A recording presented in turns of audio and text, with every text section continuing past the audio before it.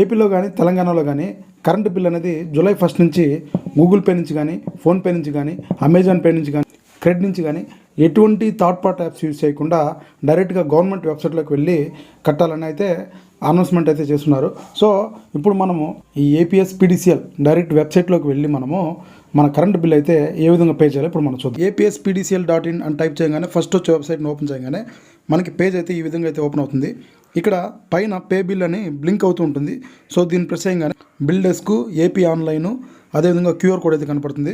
మనమైతే BillDesk అయితే select చేసుకుందాం.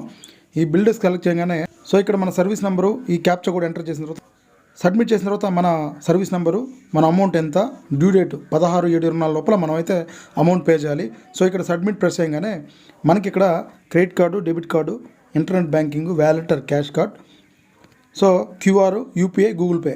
ఇక్కడ ఏంటంటే వీళ్ళు చెప్పేది ఏంటంటే డైరెక్ట్గా థర్డ్ పార్టీ యాప్స్ నుంచి కరెంట్ బిల్ పే చేయకుండా మా వెబ్సైట్లోకి వచ్చి మా వెబ్సైట్ ద్వారా గూగుల్ పే కానీ, ఫోన్పే కానీ, అమెజాన్ పే కానీ బిల్ పే చేయమని చెప్పి వీళ్ళైతే క్లియర్ కట్గా మెన్షన్ చేశారు. సో ఇప్పుడు మనం ఇక్కడ UPI సెలెక్ట్ చేసుకుందాం.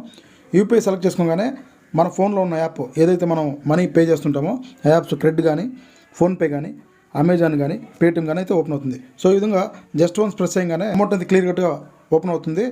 సో అకౌంట్ క్లియర్గా మనం సెలెక్ట్ చేసుకొని పే చేస్తే ఆటోమేటిక్ అమౌంట్ అయితే వాళ్ళకి రిసీవ్ అయిపోతుంది.